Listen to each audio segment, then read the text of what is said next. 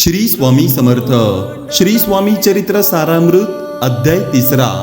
श्री स्वामी समर्थ महाराजांचे अक्कलकोटास वास्तव्य. मोहोळ जिल्हा सोलापूर येथील आप्पाटोळ नावाच्या एका भक्ताचा संदर्भ या अध्यायात आपण वाचतो. तसेच शिवहर शंकर नमामि शंकर असा नामघोष करत श्रींनी अक्कलकोटात शुभागमन केले. पूर्व पुण्याईमुळे श्री चोळाप्पाच्या घरी आले. श्री परमेश्वर आहेत हे जाणून ते श्रींची मनोभावे सेवा करू लागले. जपी तपी संन्यासांनाही न लाभणारे सद्गुरुचरण चोळाप्पाच्या घरात सहज लाभले.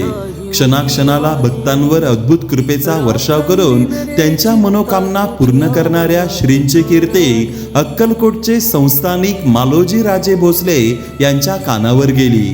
श्री जर अंतर्यामी असतील तर आम्हाला दर्शन देतील असे मनोगत व्यक्त करताच स्मरण मात्रे अनुभूती देणारे भक्तवत्सल श्री त्याच क्षणी राजासमोर प्रगट झाले. राजासह सारा राजदरबार हे अद्भुत दृश्य पाहून अचंबित झाला. सिंहासनावरून उतरून मालोजी राजांनी श्री स्वामी समर्थ महाराजांच्या चरणी लोटांगण घालून आपलं सारं आयुष्य भक्ती आणि निष्ठा स्वामी चरणी अर्पण केली. श्री स्वामी समर्थ.